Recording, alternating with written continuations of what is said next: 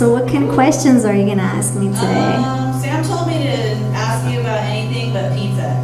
Oh. So, you like pizza?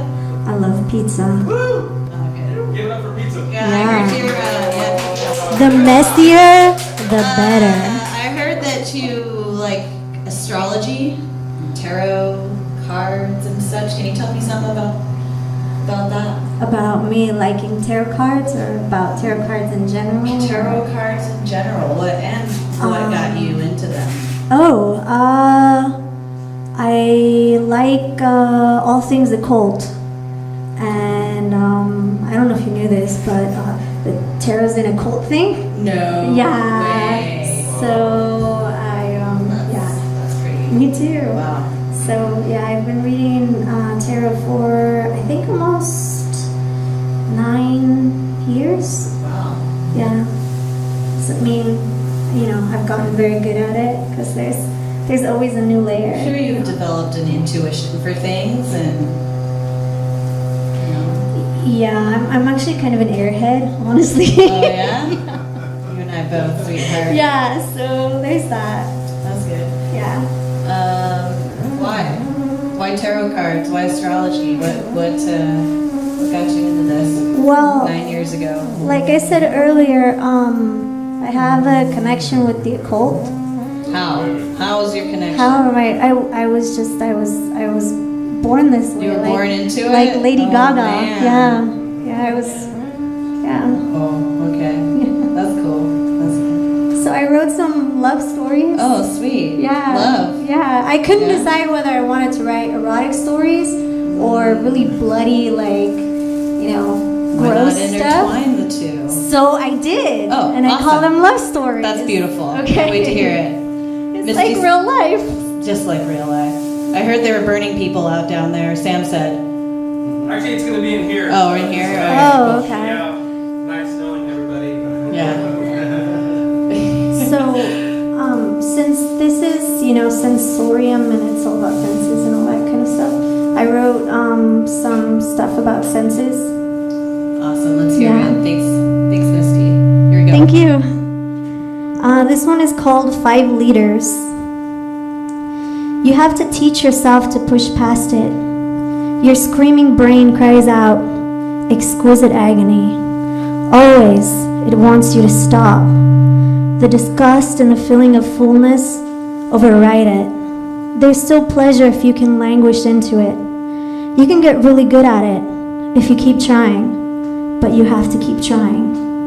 It won't happen at once, but it will happen. Slowly, almost comfortably, a lack of respect for the body's natural defenses, deliberately silencing its impulses, because it knows that you are in control and that you don't care.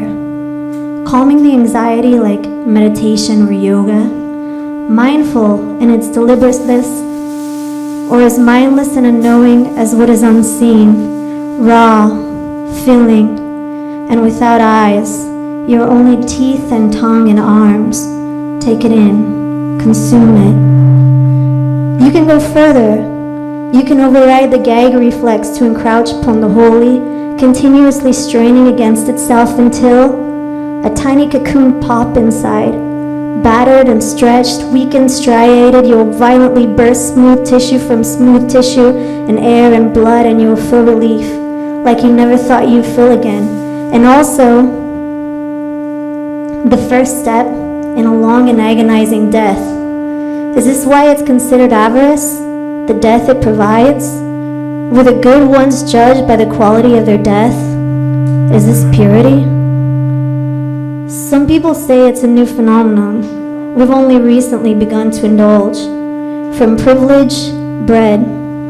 But the pleasure and craving are as old as knowing ourselves. Stretching beyond our limits isn't new. Sitting before banquets not prepared by our own hands, gorging on exotic luxuries, gorging, gorgeous, sexy. Those who could not recognize the purity of the thing called it sin, and the compulsion or addiction, crime against society of today. The health of the body provides the promise without commitment of the health of the mind. What good does a promise do me that brings me no guarantee? We find solace where we will, and belief in that solace where we can.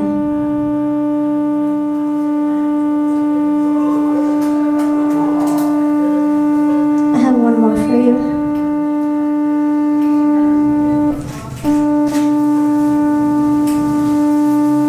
And you're gonna listen to it, god damn it.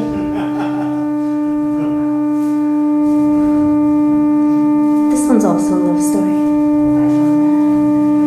He didn't want to do it, to violate her purity, the purity of nothingness, of time and space and no we of one of love. Something so beautiful on a night like this with no moon. But he did, and it was beautiful, and when it was over forever. And in this way the night stretched on forever, never so much as a kiss. It started small. His desire drove him to do things, since there were things he couldn't abide. This desire, the driving force of it, the impulse that pushed things forward like a wave of love and kindness and truth, the things that made him feel. Small animals, they were so easy to love, so easily trusting. Sometimes, just like women, some gave so much so quickly. Some were more reserved, and sometimes were very cruel. But that wasn't the story he wanted to tell. His story, history, was about love and a moon and a girl and an abandoned farm off the old highway and a girl and love. And when it was done, he thought about keeping her hair or her teeth or her skin. But she was so beautiful like asleep. And her dress was so beautiful like water and stars. And her hair like gold and silky, and it smelled so nice that you could fall asleep in it, and the dreams that you dreamt were only beautiful and never scary. In the keepsake of his mind, he could keep her whole, intact. He loved her so much. He held her again, and this time she was not so warm as she was, and so he left. She was dead, get it? He's a necrophiliac.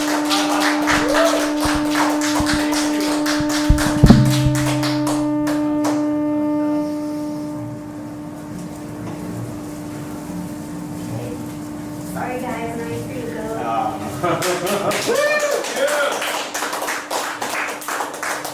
What's so wrong with death? Is there anything wrong with death, guys?